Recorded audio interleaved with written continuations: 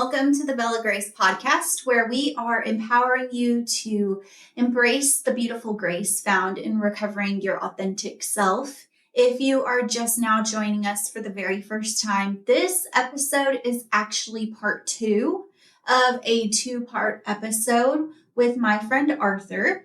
And in part 1, we really dive into the beginning of his story, his upbringing, what it was like to be a kid in the 90s and a teenager in the 2000s, and how his need and drive for connectedness and being around people really drove him to drink in those early years. We talk about some bad decisions that he made. We start to touch base on his college years and what it was like to be on his own and still want that connectedness and how it drove him to drink in college and eventually have a very unhealthy relationship with alcohol, where he was drinking to help deal with nerves before speeches. So you'll want to go back and listen to part 1 and then come back here and start with part 2. I'm really excited for you to hear about part 2 because we talk about how he found sobriety in college and decided to hunker down and focus on his studies because he was driven to be successful and he knew that alcohol was holding him back. But then when he entered the workforce, he was sucked into that corporate mindset of drinking because it's just acceptable. And we find ourselves in the corporate world going to happy hours with coworkers and networking functions where there's alcohol available and readily present, and how he dealt with that and eventually found sobriety again. And he is now 7 years sober, and we are so proud of him. But he also touches on how sometimes he can be tempted, even after 7 years, to want to drink again, and how he deals with those temptations. So I am so excited for you to hear the rest of Arthur's story. You will not be disappointed, I promise. So let's dive in. Back to I'm in college and we're drinking before presentations, before speeches, and we're killing nerves. And so alcohol really became like an extension of my life in those years. Like it just became really much so that I can't prove this, but, I will say this is what attributed to having my first anxiety, or my first panic attack. I remember sitting in my apartment in my room, and I just remember my heart racing. I remember feeling out of breath. I thought I was dying. I thought I was having a heart attack. Yeah, what it feels like. That's what it feels like. It feels like you're dying. It feels like I'm dying. And so I was I couldn't shake it off. I couldn't even sleep. And I was like, I gotta go to the hospital now. Yeah. And so I think I drove to the nearest hospital, which I think was in Louisville or Corinth. Because I lived right off of 288, Loop 288, at the Ridge. Those of you who know, who are net nights. Go there, check into the hospital. They check my vitals, everything, heartbeat and everything. They're like, you're fine. Yeah. How am I fine? I feel like something's up. And they're like, no. Have you ever heard of anxiety? Do you get panic attacks? I hadn't even heard of the terms back then. That was also foreign to me. I was like, no, I don't know what that is.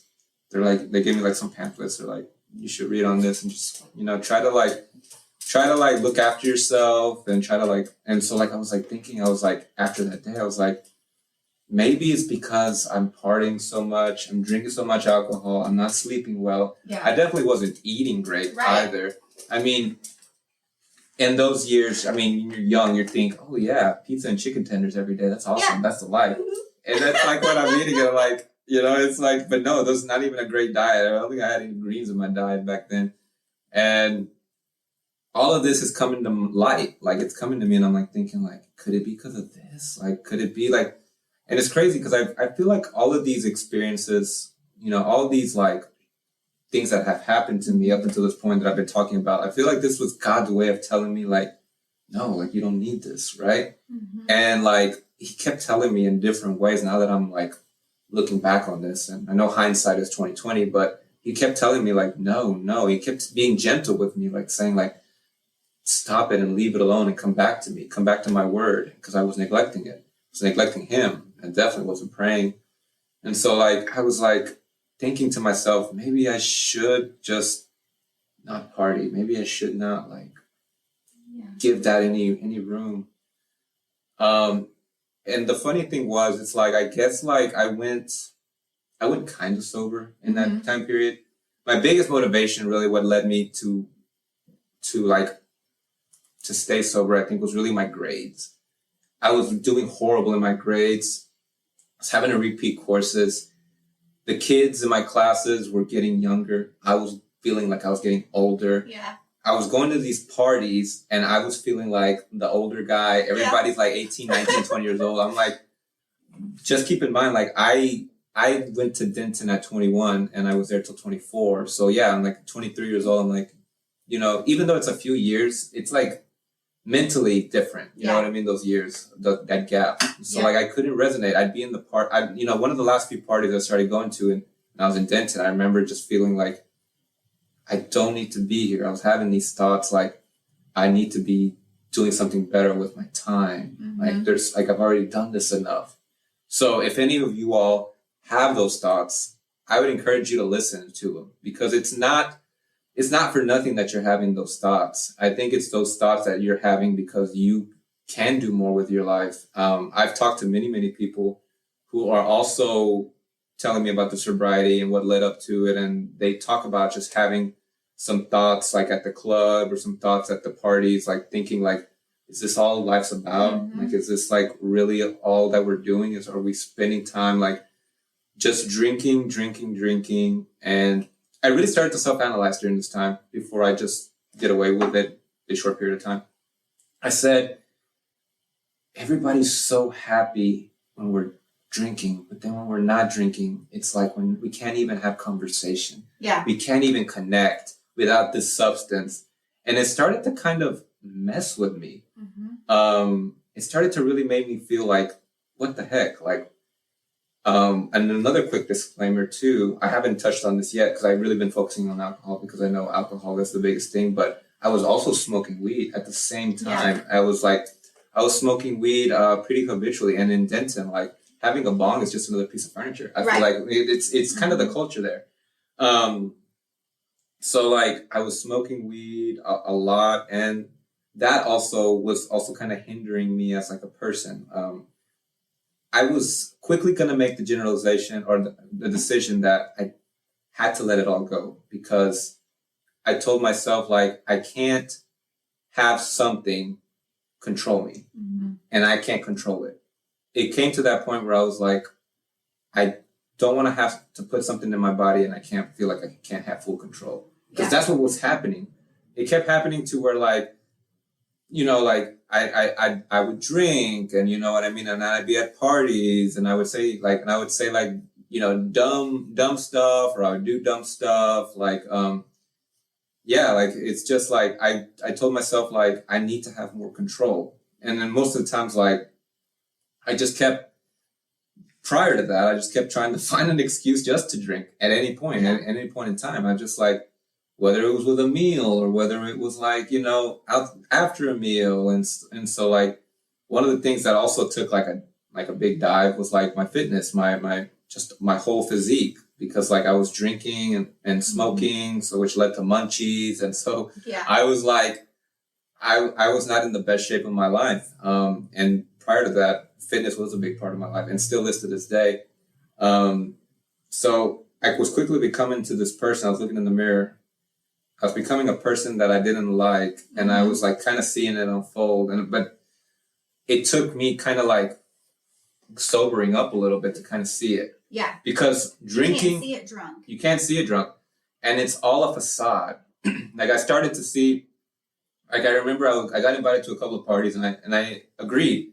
By this point, I had said, okay, I'm not going to drink because I want to leave early because I want to be able to go to the library in the morning and study. And so I would go and being the sober person at a party, you quickly find out like, wow, like, okay, is this what I'm missing on? Is this what we're all hyping up right now? Yeah.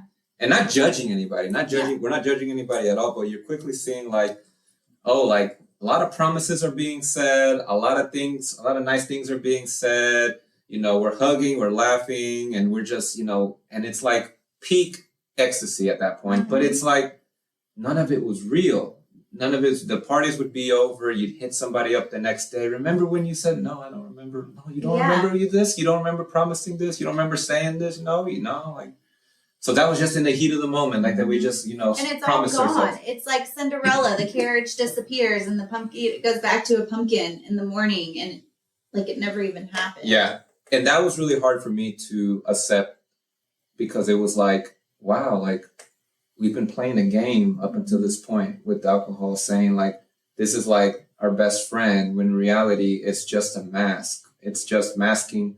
It's just creating a facade, an illusion of things that we don't, that doesn't stand true. It doesn't. It's like a sandcastle being like washed away by like the ocean, and it's happening. And we're building a sandcastle every single day, thinking it's going to stand forever, just to be washed away every single day. Yep. And so like I quickly realized, wow, like I don't want to drink, because first of all, like it's not yielding any good results in my life, and it's not just a productive way I want to keep, it's not a productive way that I want to organize my life against. So like, I was just like, I'm cool with letting it go, because at the same time I'm suffering in my classes, I'm making horrible grades. And I think at this point they put me on probation. So if I failed anymore, like I was out. Yeah. So I was seeing the writing on the wall that I had to change, or else like it was going to be over for me. Like, so like the last thing too, also that I didn't want to happen was, I didn't want to go back to Tyler, because I felt like I was going to be this failure to people, to my family, to myself. Like the last thing I wanted to do was go back to Tyler. Like I would see people come back to Tyler, and I'd be like, dang, like you made it out. Why would you come back? Like, anybody who's moved away from their hometown can probably resonate with that. Yep. You want to like leave your hometown and you want to make it big. You want to succeed. The last thing you want to do is like go back and tell yourself like you weren't able to make it, and it was like too overwhelming or whatever. So I guess part of it too was like pride and ego mixed into it, like what was fueling me. But at that point, I just needed motivation. I just needed motivation to just tell myself, hey, like leave this alone, because this is something better right now. Like school is better right now, and this is what you just need to focus on. And I did. I would spend like Saturday mornings. I wake up like 7 a.m, go to the library, stay there till like 5 p.m, trying to understand like statistics, trying to understand like calculus, trying to understand like all these classes, right? Because like naturally, I don't know if it's a shock to anybody, it shouldn't, but I'm not a naturally smart person. I'm not the type of person who like can just, read something once, take a test and ace it. Like, no, I'm the type of person, like I have to read it. I have to write it in a notebook once, and then I highlight it, and then I highlight what I just read. And so like I'm taking in the information 3 or 4 times. Yeah. And so like that's how I kind of read, and that's kind of how I learn. That's my learning style. But I know other people that are just so gifted. They're just like, I can just read this in the morning and I'll ace the test, and I'm just like, wow. Yeah. What's that like? Yeah, I know, right? There's a reason why God didn't bless me with that, because I'd be an ultimate wreck, I feel like. So, so all of that, I just started to change. I started to turn the ship. I told myself, guess what? Like this is what I need to do right now, because I need to get out. Like I just need to just move. Like I need to like make myself like better. Like I need to graduate. I need to start making like an income, because like all these kids are getting younger and I'm getting older. Yeah. And so like, and that's what I did. And I was able to like, basically like, I had to what that entailed basically was like, I had to say no a lot. Mm-hmm.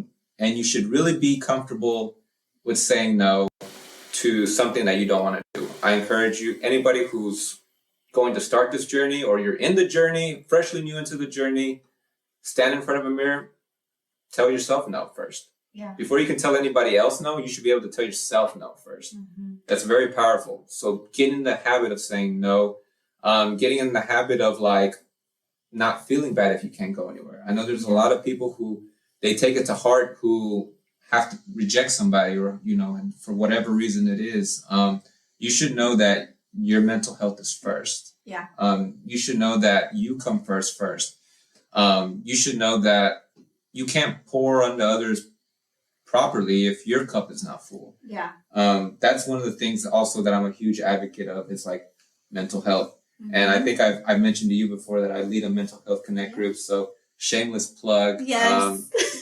If you're ever curious about the topic or you're passionate about the topic, I would just encourage you to reach out to me. I can get you plugged in. Currently, right now, we're reading a book called Get Out of Your Head by Jenny Allen. A very great book on just how to capture your thoughts and what to do when life gets tough, because it gets tough for all of us. So, but yeah, back to my like revelation, or my short revelation that I had at that point, is like I realized that that I needed to get out of what I need to get out of, and I did, and so I successfully, thank God, I can say that. I successfully graduated, left Denton and went to Dallas.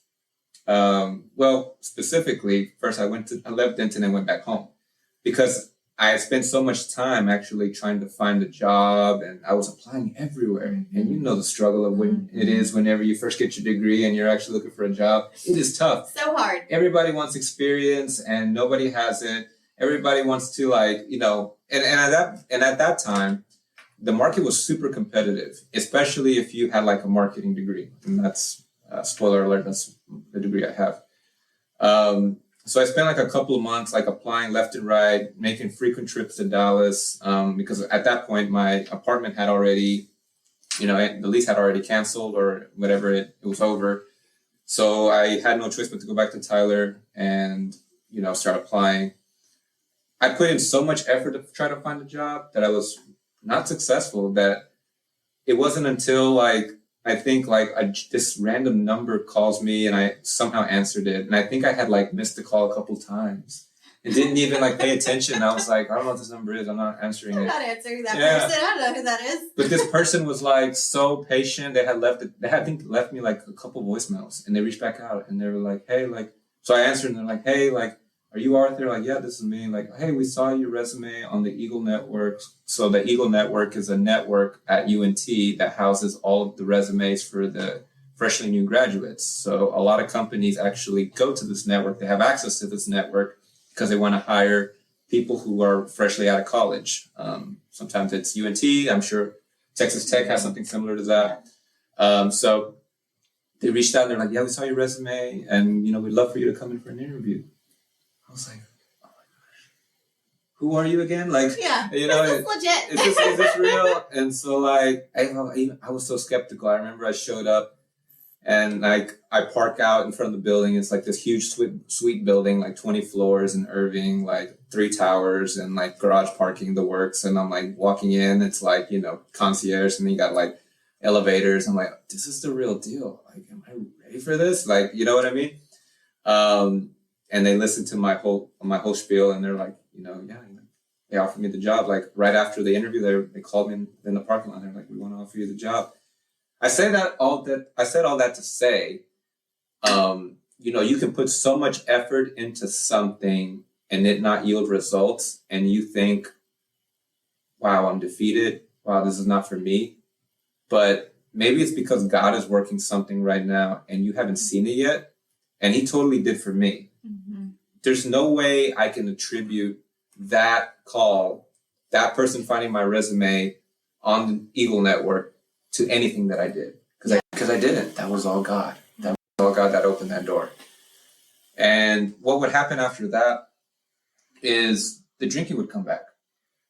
The smoking didn't come back, but the drinking came back.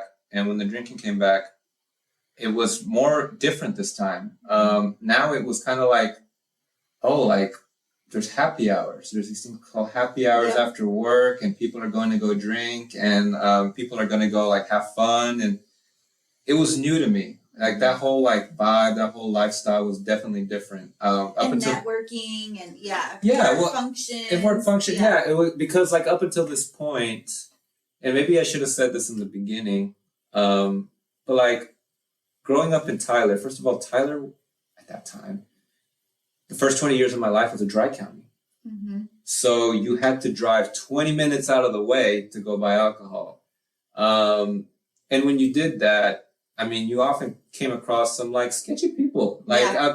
So there was almost a picture in my mind that I was maybe drinking is for a certain type of people. You're kind of rebellious and all this kind of thing. And so I had that picture in my mind. And then when I went to Denton, I was I had the picture in my mind that alcohol was more like a party thing. It's more like a young thing. And so like, that's what I thought. That was because that was my circle and that's all I was exposed to.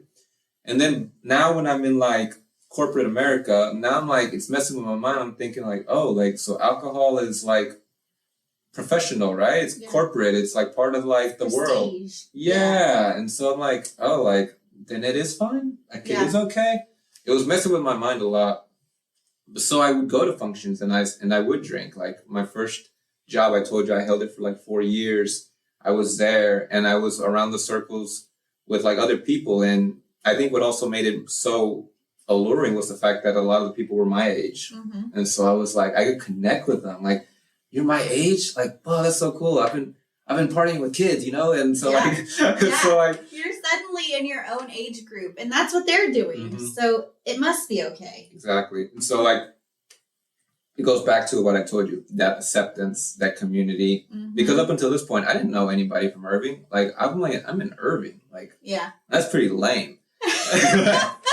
So for those of you who don't know Dallas, or maybe you're not from the Dallas area, Irving is a suburb of Dallas. I guess we could call it maybe. It's about west of Dallas, mm-hmm. And a lot of people try to dress Irving up. Like they'll say, "Oh, I'm from Valley Ranch," or "I'm from Las Colinas." It's all Irving. Forget it. Get over yourself. I worked in South Irving, which is like all Mexicans, and not Hispanics, Mexicans, like from Mexico. Yeah. 90% of people don't even speak English. Like, and if they would say, like, people would ask, "Oh, where do you work in Irving?" South Irving. They're like, "Ooh." That's so funny. Yeah, no, that's technically where, is that where Beltline starts? Yes. Yeah. So Beltline is by the mall, the Irving Mall. Yep. Yeah. Yep. I lived there for a weekend. Really? And I left. But it wasn't the people who drove me away. It was the spiders in the apartment. Yeah. And I left. Yeah. So I had to break my legs. No, the people are great. I loved working in South Irving. But you have to know Spanish. You can't survive in South Irving without knowing Spanish. That's true. Thankfully, I do. Do you speak Spanish? Mm-hmm. Okay. Yeah. I sound like a white girl when I speak Spanish. That's okay. But I'm fluent. Yeah. At least you try. I think I also don't speak it as fluently or as fluid as I probably could, which that is like a whole battle in itself, because it's like, you know, us being who we are, sometimes we're not Mexican enough or Hispanic enough for the population. And then we're sometimes for Americans, we're not American enough. Mm-hmm. So it's like, we're sometimes in like this like middle gray area where it gets a little fuzzy. So I understand the struggle. Yes. You were talking about it earlier about how like Tyler was segregated when you were a kid. I went to an all-white elementary school before my dad died. And so I was always the only brown girl. And I felt very ostracized and very much like I didn't belong. I had friends, but I didn't feel like I belonged. Yeah. And then I spent a lot of time in Lubbock, which is where Texas Tech is. It's not a huge city, but it's a city. Right. And then in high school, I moved out into the country, into a town that had 350 people in the entire town. Wow. And I had over that many people in my freshman class in Lubbock. Yeah. And so I could resonate with the like not really fitting in and wanting to fit in and like that struggle. Mm-hmm. But anyway. Well, I mean, and speaking a little bit about that too, I think that's what made Denton so attractive to me, because Denton is like the opposite of Tyler, where Tyler is very predictable and stereotypical, like, you know what I mean? Like, with fashion, like even let's start with fashion, like, white people will dress and look and sound and act and listen to this. Black people will do this, and the third. And Hispanic, Mexican people will do this. And there's no gray area. You know what I mean? When I went to Denton, it was like a culture shock, because it was like, oh, you have all these different cultures, first of all. And then second of all, you have like people who are like, okay, I'll say this, like, growing up in Tyler, like, I never knew any Black people who listened to rock music. Mm-hmm. I went to Denton and it was like different. It was Black people listening to country music. Yeah. And so white boys listening to rap. Yeah, it was like messing with my brain. I was like, what? I was like, okay. And so it was great because I needed that. I needed that exposure to know that people can be individualistic Mm-hmm. So it really helped me because there was like a lot of diversity that I wasn't exposed to at first. So anyways, I'll go back to what I was saying about corporate America and how really like alcohol is really idolized. I feel like really accepted in corporate America. I know there's even jobs, like some jobs where they'll even bring in a crate of alcohol and they'll have it come through on Friday afternoons. And if you're not ready for that, you can honestly be like really shocked. You can honestly like be like, wow, like this is a lot. Like it's a lot to take in, especially for a kid like myself who grew up in the country. Like you see all this stuff and you're like, whoa, like we really have this at our disposal. So me being the person I was, I think at that point, I said to myself, well, I got over school. I think I've made it. Yeah, I should do alcohol. Like, yeah, I should like, like it's not going to hurt me now. Of course not. Everyone else is doing it. It's normal. And everyone else is doing it. I think that was the biggest thing that has changed in my life today. Like today, like everybody could be doing it. That doesn't mean I'm doing it. I feel like so comfortable in my skin to sometimes be able to eat alone, sometimes to be able to like make decisions where like, oh, like I'm the odd person out. And not to be that person that's like, contradictory to anybody. I'm not like causing division or anything like that. But like what I do say is like, I'm just so much more confident in who I've become that I can just automatically say, no, I'm okay. Thank you. Like, and it's, and it feels good to get to this point, to be at this point. So 2013 to 2016 was really spent drinking within corporate America, and really just corporate America is Monday through Friday, but then there's the weekend too. And I think also like being in a new city like Dallas, like it was a whole different world compared to Denton, because Denton, it was like, like, we're kids and we're like going to be in the car and pre-gaming and, we're just going to be able to walk, and I don't know, it's just a different vibe. And then you're in Dallas, you're like, right, the ballet's pulling up, parking garage right here. It's glamorous. Glamorous, yes, right? You're right. It's very glamorous. Stepping off the elevator, you have a nice outfit on, you're walking to the bar, beautiful people see you, you see them, you talk to them, you say hi, you're dapping them up, you're like, now it's a conversation, now you're checking out everybody else, maybe there's dancing, so you get a quick couple drinks in, then you're gonna go dance with somebody. And so like I did that for 3-4 years of my life, and it was very addicting, for lack of a better word, because like at the time too, like I really enjoyed those years too, because also the state of the world. I mean, with music, I'm a huge music person. I've already said this a lot, but like EDM, house music was so big back then. I'm such an EDM fan. I'm such a house music fan. Yes, like you do too, right? Yeah, so like I listen to like Deadmau5, Cascade, Tiesto, Benny Benassi, like above and beyond, like all these OGs, right? So that was really prevalent during those years, right? So you'd go out, and it wasn't even that you had to go to like a rave or anything like that. It was, they'd play it in restaurants and bars. It was just, so I really liked that. The fashion back then, it was also like, it was also nice too. Like you'd wear like loud shirts, short and like tighter pants and all this stuff, and you just look sharp. And but yeah, like it was like part of that felt like, oh, like this is amazing, and it's going with like the drinking that I'm doing. So it felt almost right, I think, at that point, to be able to do it with like people that I thought I liked, you know what I mean? Like thought I was cool with, you know what I mean? And a lot of them are, not all of them are like, I would say, bad for you. And quick disclaimer. More life advice. Just because somebody drinks, guys, girls, whoever's listening, that doesn't make them a bad person, right? Yeah. It's your personal decision to not drink, and you should keep it very personal. I know a lot of times, like, you may want to say something to somebody, but I would caution you against that. Only because your journey is very personal to you, and they're on a totally different journey as well. There's people who probably can handle what they handle. I personally made a decision to not drink alcohol because I know that I can't handle it.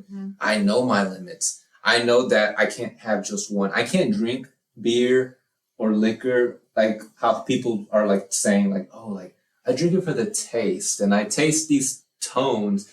Forget the tones. Yeah. I want to get drunk. Like, I want to get throwed. I want to, like, feel something. I want to have the spins. Yes. I want to, like, you know what I mean? I want to be able to, like, you know, drink something and then walk through the room and it feels like I'm floating, you know? Mm-hmm. So, yeah. That's the difference between someone who is not an alcoholic and someone who is. Exactly. So, yes. So, that was the biggest thing. I was going to parties, clubs, at this point in my life, happy hours where I'm drinking and I'm like really like having a good time. And it's like, I'm meeting new people constantly. You know, at this point, I'm 24, 25 at this point in my life, young, you know, I'm not wealthy or anything like that, but it's like, I remember I was like, that's what credit cards are for, right? Yeah. I'm gonna run up my tab and gosh, if you've ever drank in Uptown, I don't know, first of all, like how anybody can drink in some places, like alcohol's so expensive. Yes. Yeah. Guys, like, you'd save so much money just like putting, like not drinking and just staying home or finding something else to do. Like, I mean, back in those years, I mean, a drink, what we'd call crazy was probably like maybe $10 or $15. Yeah. Who knows what they are now? I haven't seen the prices of drinks. Yeah. They're about $15 to $20. Wow, yeah, that's crazy. Yeah, my husband drinks, so so I know. Sure. We get our tab back, and he's like, "Oh man, yours was only $5." Oh, I'm like, "Yeah, out of that 100." That's why I like Kool-Aid. That's funny. My soda water is free. Yeah, it's just and I remember it's like, you know, sometimes you're in there with friends, and you're like, drinks for everybody. Yeah. You're this goes back to that larger than life personality that I have, and so like I want to see people have a good time too, I guess you could say. So, I started to realize that I was making some dumb decisions. Once again, that's been the common theme, I think, of this whole thing. It's like I make dumb decisions. And, so it would be the next time I realized that I really needed to let it go was probably 2015 it was 2015 or 2016.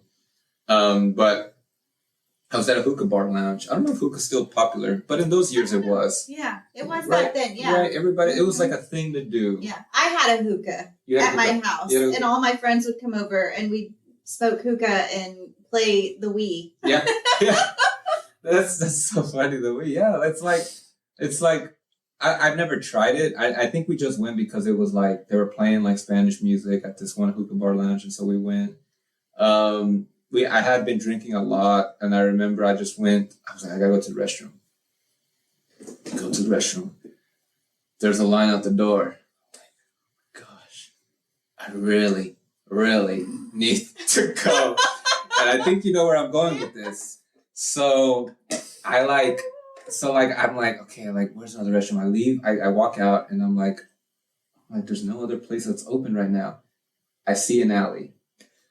I walk down this alley, and I'm like, okay, I'm just gonna take a leak, back in there real quick. Yeah. Unzip my pants. I don't even get started when all of a sudden a flashlight just like shines on me, and and this loud voice is like, "Hey, what are you doing there?"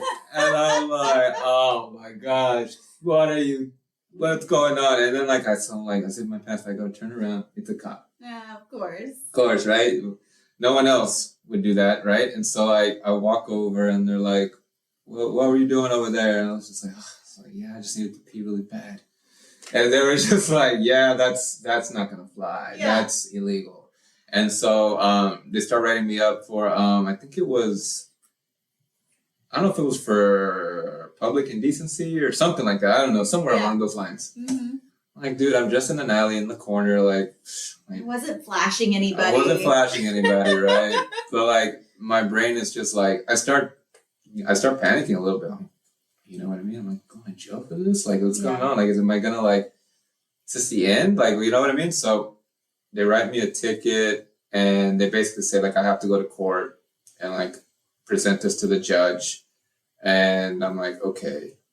So anyways, I go next day to the court, and the judge is saying did you learn your lesson? Did you learn anything today? Do you want to see me again? And I'm like, No. Yes, I did learn my lesson. No, I don't want to see you again. He's like, yeah. He's like, I'll put you on deferred adjudication, which is basically like you got to be a saint. Yes. Don't mess up. Don't slip up for those 6, 7, 8 months, whatever it is. Yeah. Because if you do, that's automatic jail. Like, they don't care.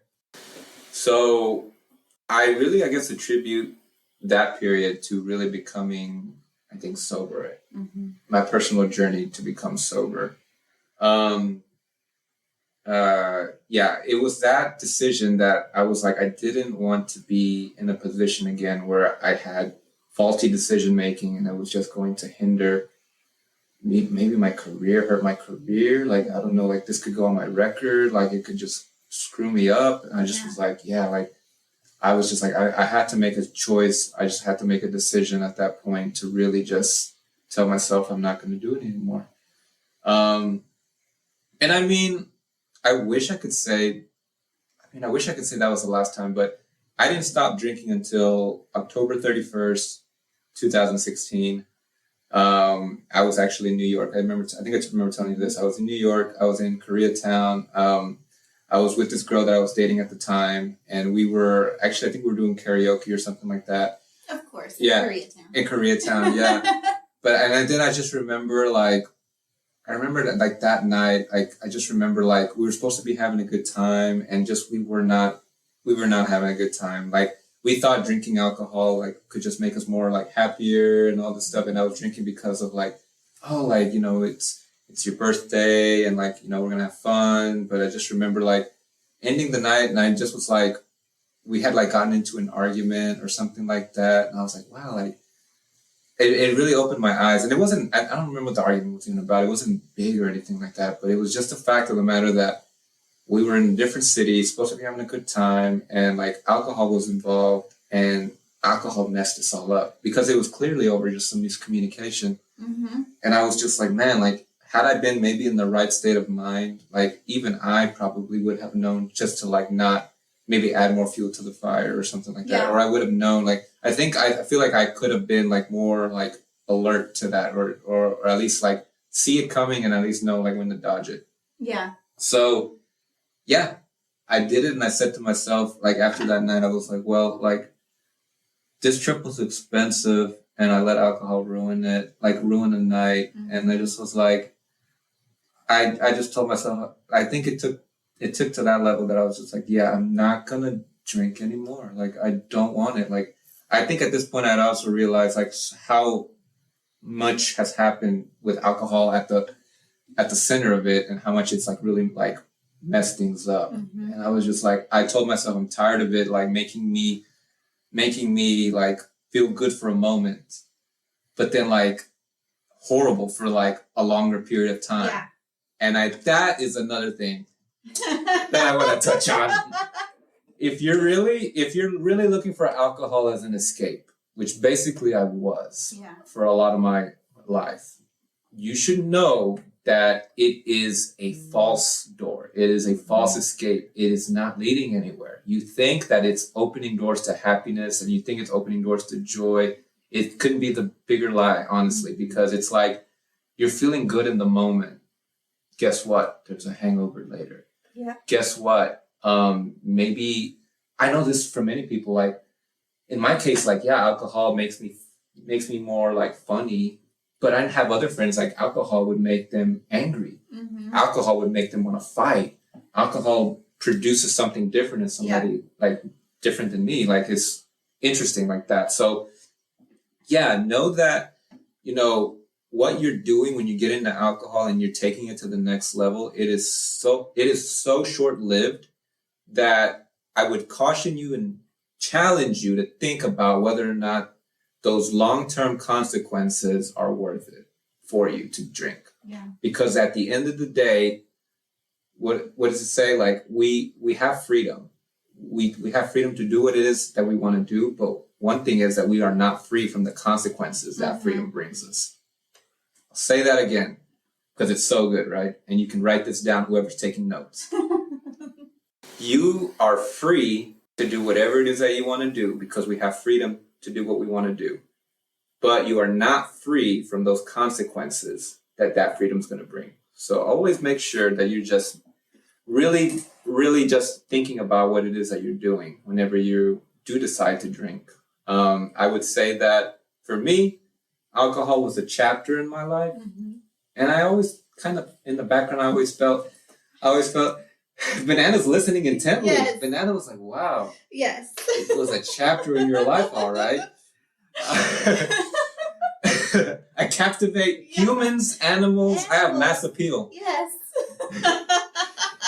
So I would just say yes, like make sure that for me, like for instance, like alcohol was just a chapter in my life. And I think in the back of my mind, I always thought I never was going to take alcohol to the grave with me, because I always felt like it was just like there to maybe help with something, mm-hmm. maybe with like insecurity issues, maybe with confidence issues, maybe with like the need to compensate for not having certain things, like maybe wealth or maybe like resources or something like that. I think a lot of the times you will see that you will reach out to alcohol as a substitute for what you're going through in your life. And please don't do that. I would just say don't look for alcohol to fill a gap in your life that you have. If you're going to drink alcohol and it's like you're celebrating maybe a birthday or you're drinking because you're socially okay, or you're in your mental mind, you're fine. Like I'm fine with that. I'm fine with you having a drink and not having to compensate for anything else that's going on in your life. I take issue when it's like you're going through something, like you're going through depression, you're going through something mentally with yourself like that you don't like. Don't turn to alcohol. It's not going to cure anything. If anything, it's just going to make you go into a deeper rut. Yeah. And I don't know who needs to hear this, but I'm saying it, like, honestly, like it does more damage than good. Mm-hmm. So if you're on the fence about whether or not you should go sober or whether or not you should continue drinking, first of all, I would say get out a piece of paper and write down like all the good things that you think come from alcohol and write all the bad things that come from alcohol that have happened in your life. I did that mentally, but if it helps to write it down on a piece of paper, you can kind of start to see maybe a trend. Mm-hmm. You can kind of start to see like, oh, like, you know, there's red flags that I've been avoiding that I need to kind of be cautious of. For me, it was definitely that. Like I knew that I needed to like turn away from it. I knew that it wasn't for me. But how does it start, right? So many of us want to get sober. Where does it start for you? I can tell you how it started for me. It really started with, first, I think you need to go through a period where you kind of need to avoid those settings where alcohol is prevalent in, because you're not strong enough yet to stand on your own. You're not probably strong enough to tell somebody, no, like, I don't want to drink. You feel maybe weird at the restaurant or at the bar telling somebody, because when a friend comes, right? I don't know, here you go, here's your drink. And you're just like, okay, now it's in my hands, and now I guess I'm going to drink. And now, you know, whatever 2-day, 3-day, 1 week progress I had, it's over. Yeah. So really, I would say, make sure that you are keeping yourselves out of like those circles, those places where alcohol is really frequent. Stay away from that. Another thing that I would tell you that has helped me is find other hobbies, like find other things to do. There are many, many different things that you can do that don't involve alcohol. I love some of the things I love to do now. It's like I love to take hikes. I love to go and run, work out. I love to like go and read now. I enjoy like going to like libraries now. I love going to museums. I love like just like, I don't know, I enjoy learning so much more now. I feel like now that I don't have alcohol, like in my life, it's helped me being able to retain information better. Mm-hmm. Yeah. I just used to experience so much like brain fog when I was on alcohol, when I was on weed. Like it was just like, I was always in a haze. Yeah. I couldn't even articulate well whenever I was on those substances that well anyways. Yeah, so I would really tell you all that. I would tell you that make sure that you just do inventory of your life. It's really important that you do that, because I think like nobody else is really going to do that for you. And, you know, you want to be able to catch yourself before you get to that bottom. because then it's going to be harder to get yourself out of. I mean, I get it. It's all fun and games when you're like 18, 19, 20, 21, 22, 23, and you are having a good time and, you know, ha ha ha, hungover, ha ha ha, oh gosh, like the speeding ticket, or ha ha ha. Now it's like a night in jail, or ha ha, like I broke my arm, or ha ha ha, like I'm in the hospital for a week. Like, don't let it get to those points, like where it's like, it starts to like debilitate you. Like I am against alcohol in my life. I'm just telling you, I'm not telling you that maybe you should stop. All I'm challenging you is to like just do inventory and make sure that it's not something that's controlling you. Mm-hmm. And a good way too to find out is can you do away with it for a day? Can you do away with it for a weekend? Ask yourself that. Can you do it? If you cannot, then you have something there. You have something to like work on. You need to ask yourself, why is it that I can't give this up? I can give up chocolate just fine, but I can't give up alcohol. What's wrong with me? Like, I need to rethink this. So yeah, make sure that you do that. Like alcohol, like for instance, like what is my relationship with alcohol right now? So thank God that we live in such a great time, right? There's so many, I was telling y'all this earlier, like there's so many resources out there on Instagram. Like one of my favorite Instagram accounts to follow, I think, is called You Don't Have to Drink. And it's a great Instagram account because all it does is just shows from the lens of this lady, where she just goes to different places and she just orders like mocktails, mm-hmm. and she like orders her favorite drinks at different places, and she'll do like some promotion of like some like non-alcoholic drinks as well that are sold like in different stores. But then she also posts like encouraging posts like about just like you know what the account says, you don't have to drink and you don't have to feel alone, and it's just really uplifting. So there's that. I really lean on stuff like that to help me, especially now, because the weird thing is like I've been recently tempted again to want to drink, and I've been sober since 2016, and I've been recently tempted, and the only thing I can kind of attribute it to is like I've found myself just in a different level of life where I've kind of achieved this new level of success, and the thoughts have come to my mind where it's like, would it feel better? Would this success feel better if you felt this as well? Yeah. What if I added to it? Yes. So like now I'm like, I have to manually tell myself like, no, like you don't need that, mm-hmm. because you have everything that you want. God has given you everything that you needed up until this point, and you didn't get to this point with alcohol, so you definitely don't need alcohol to where you're going. Yeah. A great visual that I had when I was in Maui, I hiked this, it's called the Waihi Ridge Trail, and it's about 1,500 or so feet in elevation. It's about 5 miles to and back. And what I really liked about that hike was like, I was able to get in tune with God. Like I took my journal and I took my Bible with me, and I really wanted to have like quiet time with God. Mm-hmm. But one of the ways God spoke to me during this climb up the mountain was, first of all, I kept going up the mountain, and there was places like where there was like overlooks where you could admire like the scenery mm-hmm. around you. You saw the scenery for what it was and how beautiful it was. And then I'd walk up a little bit more, maybe another 15, 20 minutes, and then all of a sudden the same thing. The view got better and it got nicer and it looked amazing. And I'd walk up, another 30 minutes, and the same thing kept happening. And one of the things that I heard God tell me during this whole thing was like, don't settle. Yeah. Don't settle for where you're currently at right now. Even if it looks beautiful, even if it looks amazing and you're comfortable, keep going up.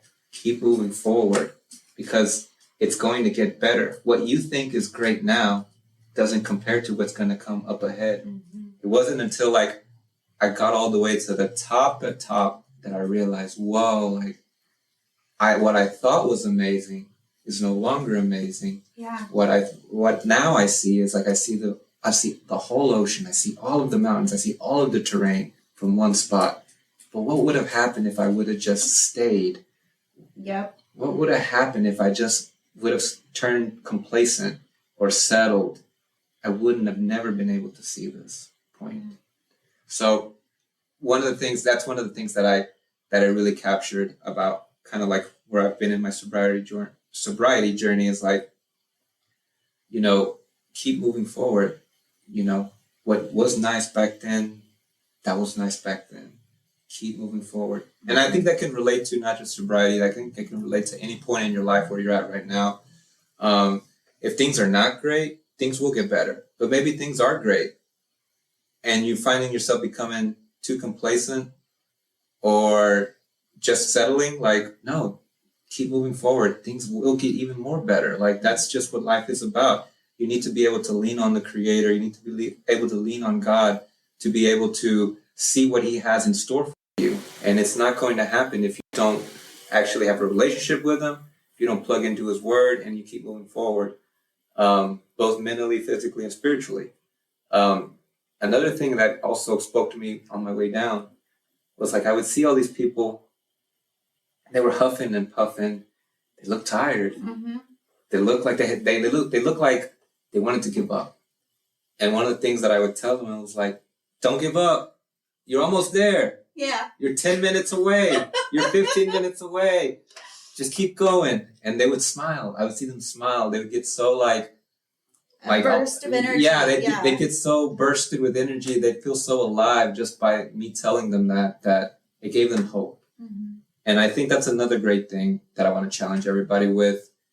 Sobriety or no sobriety, wherever you are on the journey, I would say, whoever you come across, you know, talk to them and motivate them, encourage them, let them know, like, keep going. It's going to get better. Like, you know, I think we have an obligation, especially, you know, if you're a Christ follower, to be able to give your testimony to other people, to be able to like shine your light to other people, because whenever God came through in your miracle, He didn't do that just for you.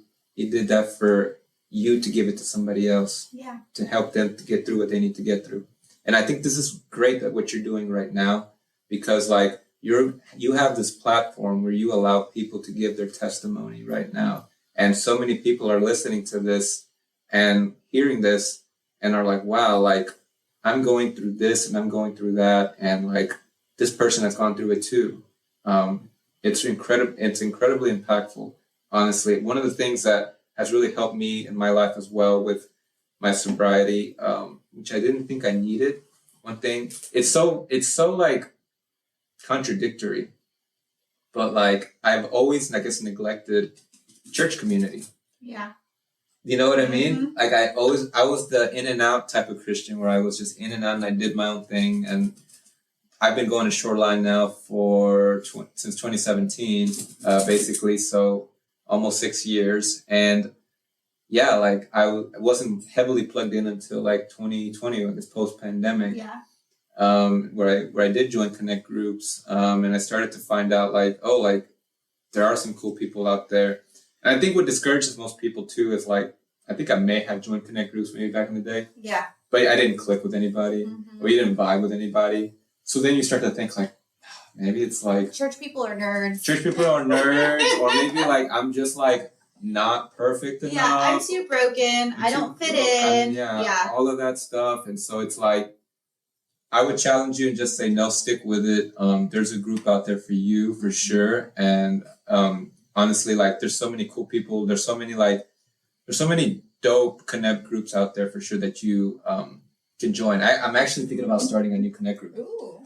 And it's going to be the Travel Connect group. Oh. So like where we'll travel like we'll travel to a place once every quarter. Yeah. And what we'll do is like I'll pick the destination, and giving enough time for everybody to pick their flights. We'll all go out there. We'll have days where we'll dive into scripture, but then days where we can go out and just have fun, you know. Of course. Yeah, right. and then so like, I don't know why, like I was recently, you know, I've been taking these trips and I thought like, I'm sure there's people out there who love to travel and who would love to like actually connect with Christ-minded people. And I think a lot of times, like, I don't know, like maybe you don't like want to like join a Connect group because you think your interests are so much different than others. And I don't know, like one of the things that I like to champion is like, I want everybody to have a seat at the table. like whenever I see people like that are not talking in a group or in public or something, like they catch my eye. I want to go talk to them. Like I want to go. I'm like, hey, come on, like let me talk to you. Because I know what it's like. I've been that person. Yeah. I've been that person where it felt like, gosh, I gave church another try, and I guess it wasn't meant to be. And I don't want people to have that false thought in their head. You know what I mean? Yeah. So like that's another great thing that I like about the Connect group that I'm also leading with Nicole right now, where we met. Yes. You know, it's like I've got a chance to meet so many new people too. It's like, and you guys are so awesome. Like you guys are like so much different too, also than my existing Connect group that I lead with mental health. Yeah. It's like, like you can meet so many different people who have different personalities, and that's another life advice that I want to give is the fact that one of the things that I used to do is that I was bad about back in the days. Like I used to think, I know what my friends could look like or should act like. And you start to paint this picture like they have to be this way. If not, they can't be a friend of mine and blah, blah, blah, blah, blah. No. Horrible thinking. Yeah. Don't do that. Don't box yourself in. Don't box yourself in because like honestly, like the people who God puts in your life, he's putting in there for a reason. Yeah. And those people can honestly be like the biggest people in your life, the biggest friends you'll ever have in your life. Case in point, a few weeks ago, my birthday was celebrated. And it was celebrated by every single person that I met in the Connect group. Yeah. Or at church. I saw that. I was like, oh, I know that person, I know that person, I know that person, I know that person.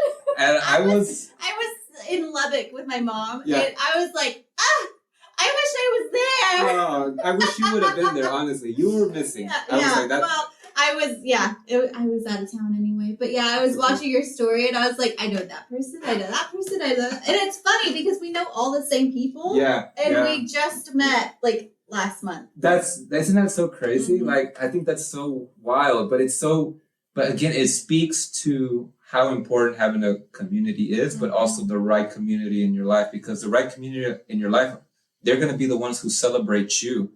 I had never had that done to me ever in my life.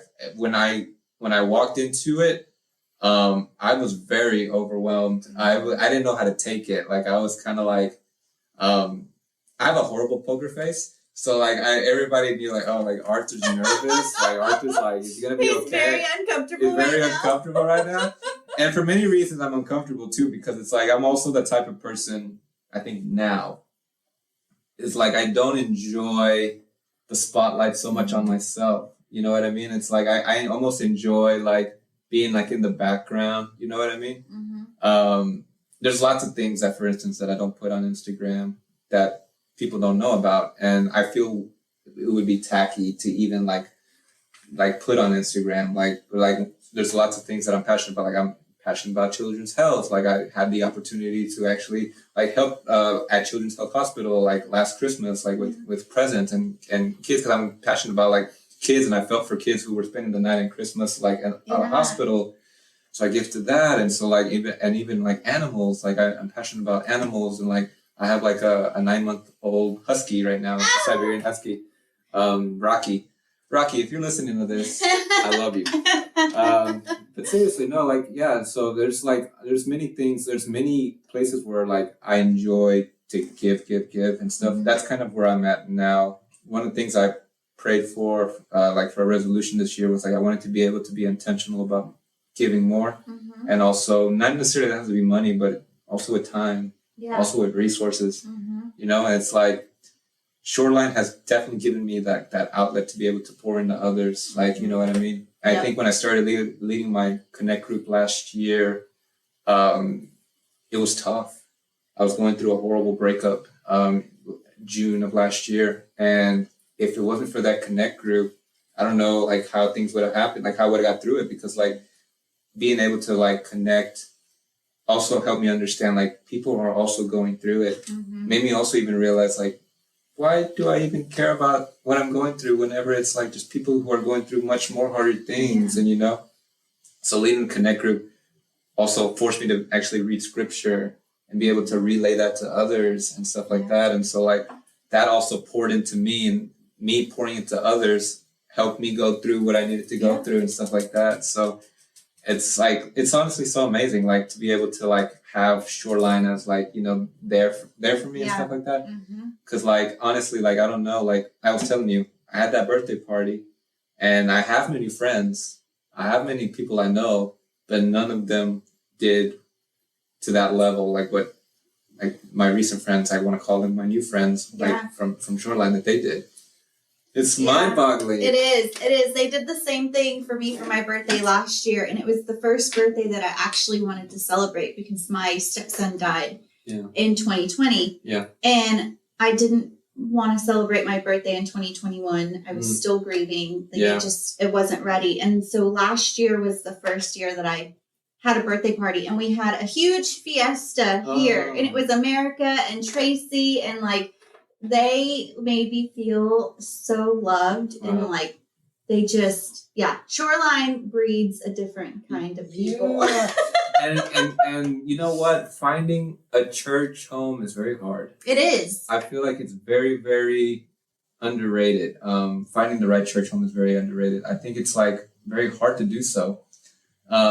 Honestly, like it took me a while to find Shoreline too. Like I've been living in Dallas since 2013 and I didn't find them until 2017. And now I have. And that's kind of like the biggest thing that's also hindering me too from moving to California, like in a snap, because it's like, you don't want to leave your church family. Are you telling me? Are you saying that? No, I'm saying because I took my church family for granted in Lubbock, because in Lubbock, like, my church family was everything. Yeah. Anytime anything happened, they were there. Anytime I needed something, they were there. I was a single mom in college, raising my daughter on my own. I never needed for anything because my church family was there. So when I moved to Dallas in 2017, all of a sudden I was in a new city with no family, no friends, and I didn't find Shoreline until 2020. Right. And looking back now, I can see the difference of having that church family and not having it. And it's a huge difference. It is. Yeah, I see it now for sure. There are a couple of people, I mean, I'm close with everybody, but I think there are a couple of people that I'm close with from the Connect group for sure, that I can I know I could probably call and talk and even that took a lot from me. I mean, even to get to this point took a lot, because I used to be that person where I didn't ask people how they were doing. I guess I was a horrible friend. It was superficial. It was superficial. All surface level. It was, because it stemmed from the fact that I felt like I was being in people's business. Like I was getting too deep into their stuff, and I'm like, I'm not trying to be a nosy person. If you told me you're going through it, I'd be like, oh dang, that sucks. Like, hope it gets better, and I wouldn't go into deep conversation with people.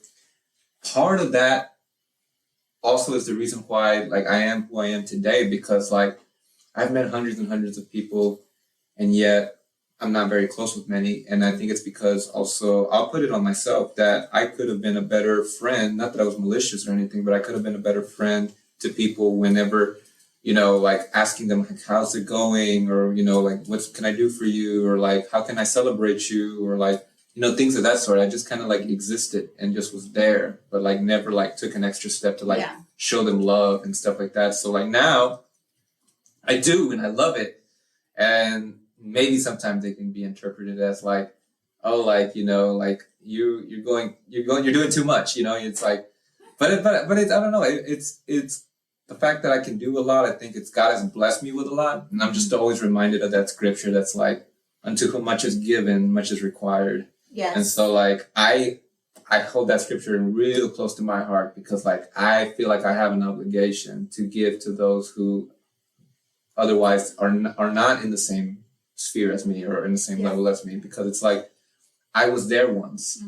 I know what it's like to rub two pennies together. I know what it's like. I mean, and I give it all to God. When I started tithing, I saw honestly the biggest blessings in my life happen, honestly. And I remember it was so hard to do that at first, because it was I was making $1,200 every 2 weeks, and it was tithing was going to be a couple $100, and then rent was $900, and so I was stuck with not a lot. So but it also helped me, because in one way I trained myself to live off less. And now fast forward to today, I can live off less and now I have more. Yeah. And so like, now I'm like, okay, I have this and I can give to this, I can give to that, I can give to this. And there's so much freedom in that. And honestly, I get such a high whenever I'm able to give to people. Mm-hmm. Like, I don't know what it is. It's like, I love it. And especially if I can give to somebody who can't give me anything in return, it just makes my day. Like, honestly, I don't know how to explain it. But and there's no hangover. And there's no hangover. Yes. Quickly, let's go back to that. Because, like, you're probably listening to this and you're wondering, like, what does it feel like to be a 6-year-old veteran, 7-year-old veteran who hasn't drank? What does that look like today for you? Well, as I just told you, it can still creep up as a temptation. Mm-hmm.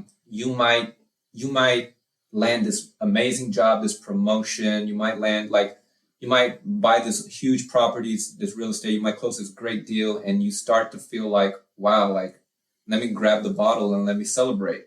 Maybe that's you. I can assure you that what you need to do is you need to just look inside yourself and tell yourself, like, everything that's happened has been because of what the decision you made beforehand. You made this decision that you wanted to be sober, and it's opened up different doors. It's allowed you to become maybe more organized, more disciplined, more this, more that. So I caution you when I tell you, don't let a slip become a slide, because it can very easily happen that way. I would say have accountability partners near to you who can speak life into you, who can kind of check up on you, whatever season it is in your life. Like, if you're 1 day sober or 10 years sober, like, have those around you. So that way they can always, like, at least you'll have someone to bounce thoughts off of, because you'll be able to, like, feel like sometimes you're alone in this, and that's not good. No. One thing that I like about my Connect group at Shoreline is, like, a lot of us are sober. For different reasons we're sober. Like, we're for different reasons. And it's so amazing. I'm like, wow, like, I would have never pictured in my life meeting so many other sober people. I know. It's crazy. It's so crazy. So what does it look like for me then? I love going to happy hours. Me too. Right? I do. And that's, like, the biggest misconception, that when you're sober, you can't go to a happy hour. You can't go with others to a happy hour, to a party, or something like that where there's alcohol. That's a lie. Yeah. Now, I'm not saying that maybe once you first become sober, you need to have some time away from that, so that you strengthen yourself and you understand yourself and know yourself, your limits. That's totally different. I still think that you should take some time away and learn how to enjoy yourself without alcohol, because when you learn how to enjoy yourself without alcohol, when you go into a room with alcohol, you're like, I can still have fun. Yeah, I don't need that. I don't need that. Yeah, I'm the guy cracking jokes. I'm laughing. I see something in your hand, but it's not triggering anything. So that is number one. But back to that other point.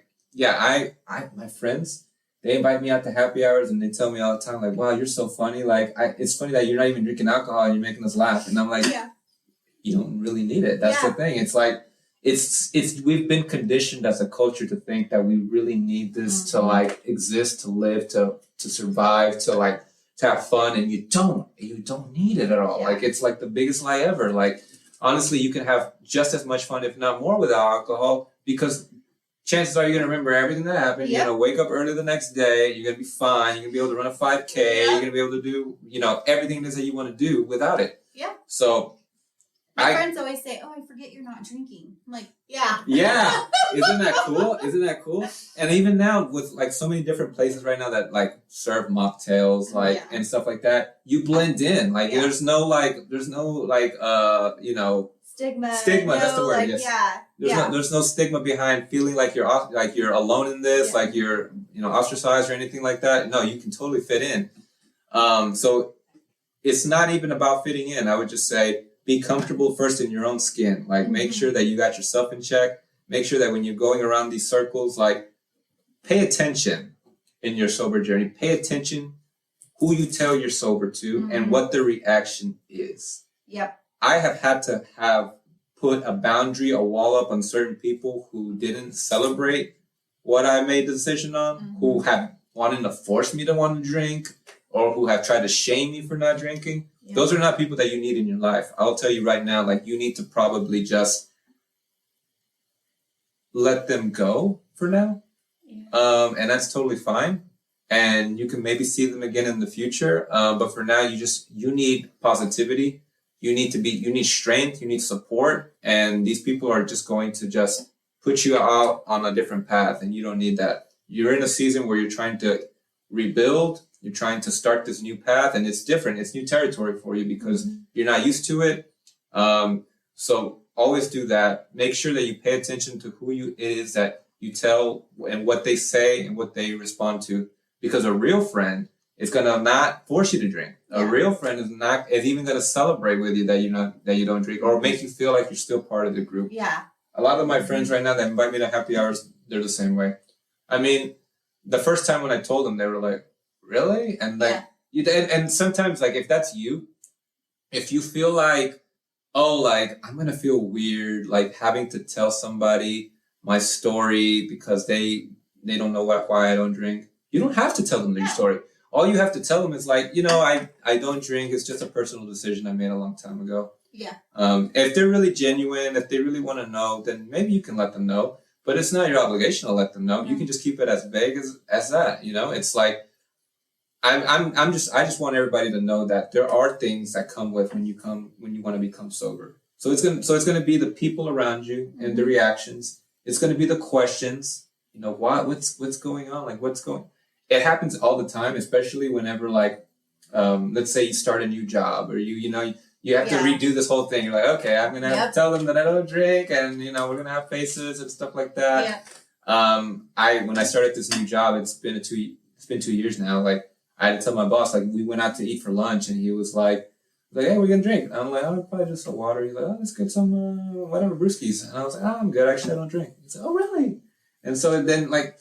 I guess he felt bad. He didn't even drink. Like, and I was like, no, you can drink. Go ahead. Like, that's one thing. Like, have you noticed that? You have to tell people that they're allowed to drink they're around allowed you. to drink around you. They feel so bad. And I'm like, no, like, you're fine. But it's so nice, I think, that they do ask. Yeah. Maybe they don't know if it's like day 1 or day 10 or something like that. Or it is considerate. Yeah, it is always nice. But I always tell people, I'm like, you can drink. I don't care. Yeah, exactly.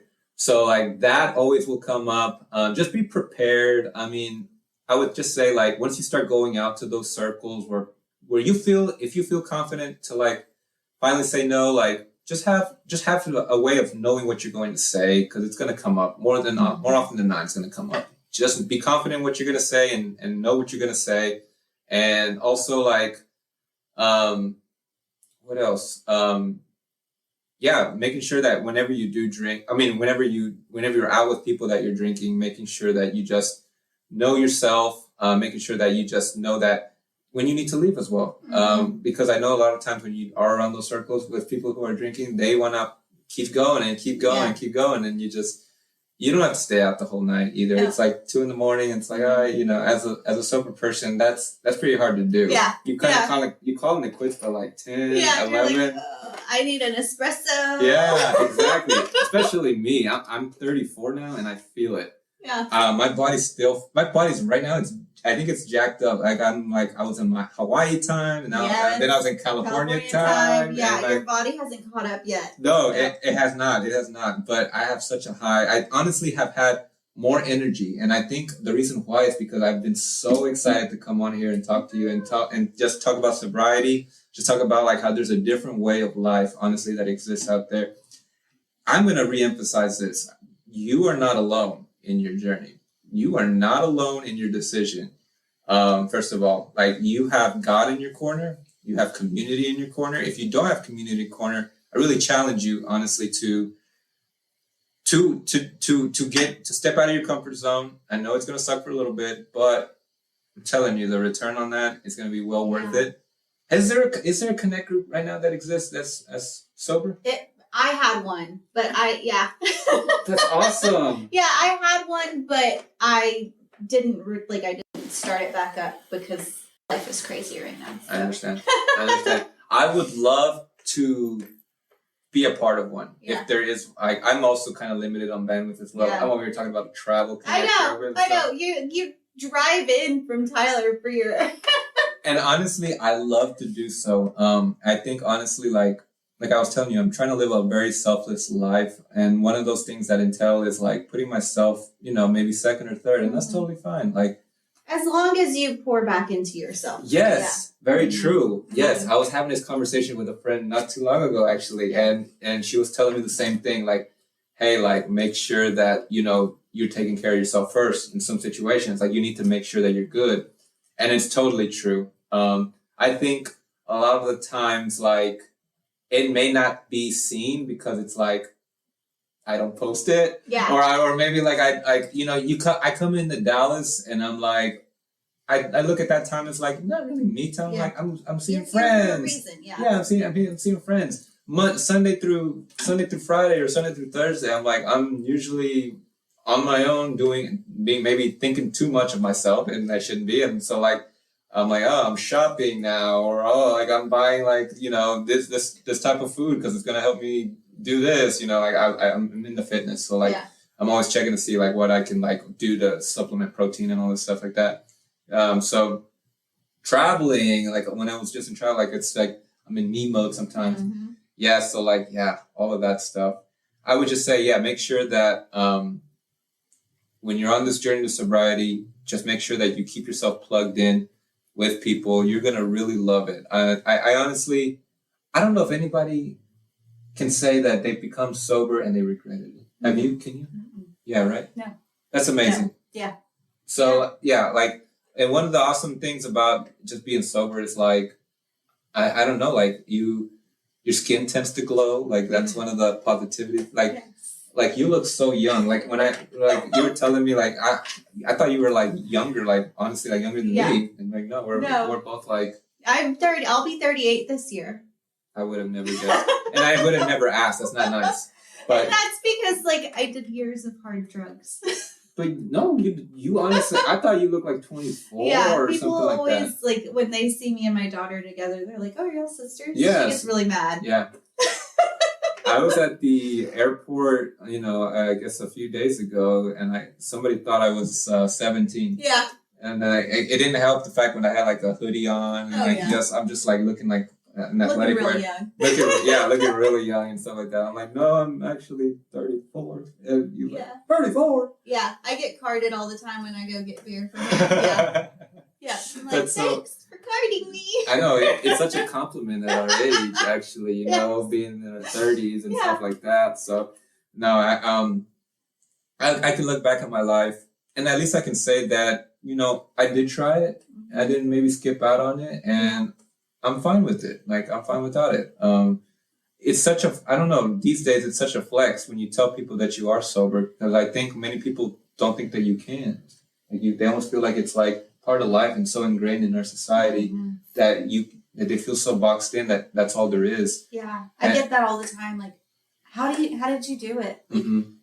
I want to be like you. Yeah, exactly. That's how it was. And it's funny because it's like, you know how I recently celebrated my birthday. There's a video where I'm popping a bottle, and one of my friends reached out. They're like, "Wait, are you drinking again?" No, I'm not drinking. It was all for show. It was actually a non-alcoholic bottle from Target, and I need to find it. It was so good. It was really good. My favorite is there's like a no secco, because Prosecco used to be my favorite. And there's a no secco out there. That's so funny. Yeah, the Total Wine sells, and America loves it because she says it tastes like the real thing. It legit tastes like Prosecco. Like, it's not sweet like most non-alcoholic champagnes are. Yeah. It's tart and it's dry and it's really good. They sell it at Total Wine. Oh my gosh, Total Wine of all places. Yeah, Total Wine has a legit NA section. Really? Yes, it's huge, and they have You're putting me on. They have de-alcoholized wines, like red, white, champagnes. They have brutes. They have no Proseccos, no Seccos. They have all kinds of beer. Like, they have IPAs, because I love IPA. Yeah. And so they have like all kinds of IPAs. They have everything. Lagers. Have you tried beers. Athletic Brewing? Yes, I have a bunch in my pantry. That stuff. Okay, we brought. I bought some for what did we do? We had a 90s party in February, and we bought that, and I gave some to me and my friends who are also sober. Yeah. We drank it. We felt so guilty drinking it because we were like, it tastes real. Yeah, we were like, it's like the real thing. You're like, are you sure there's no? Yeah, we were like, are we sure? Yeah. My husband is the most judgmental. Like, he is the hardest judge of the NA beers. Yeah. And he will drink. Oh, really? Athletic Brewing. Yeah, he's like... Because it's that good. Yeah. Yeah. Mm-hmm. I drank that, and then I can't remember what the other ones we had, but that one stuck out in my mind. I think we got it from Sprouts. Mm-hmm. I think that's where they have it. Yeah. But no, and then no Seco, that's new to me. I'm going to have to check that one out. Yep. Total Wine. Total Wine. Mm-hmm. You know, now that I'm in Dallas, I should make a point to... Yeah. It's straight down Walnut Hill. I know Walnut Hill pretty well. I actually used to live in this area. I used to live on 4th in Greenville. Oh, yeah. So it's just a little ways away. Yeah, kind of like by that Kroger and kind of like by that Chick-fil-A and Walmart and stuff over there. Yeah. I lived there for about 4 years. And but then I left. That's when I went to Addison, stuff like that. So I was there. I've been in Addison. Well, I was in Addison for a good amount of time. You know what they should do? They should actually expand more menus on mocktails at restaurants. Mm-hmm. I feel like we're still early. Maybe that's why. Yeah. Well, it's showing up more and more. A lot of places that I go, Athletic is on the menu now. Okay. And it's not just Heineken Zero anymore. So they'll have like 3 or 4 beers. Like this Irish pub around the corner from our house has the Guinness Zero. Okay. Which was really good. But I'm seeing it more and more where I used to have to like ask the bartender to make me a mocktail. Now they're just on the menu.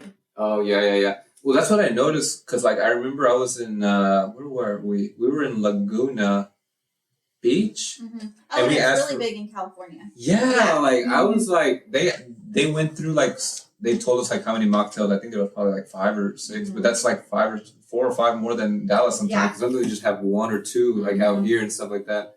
Like, they'll do, like, the virgin margarita, or they'll do, like, a virgin, like, mojito. Yeah, that's not fun.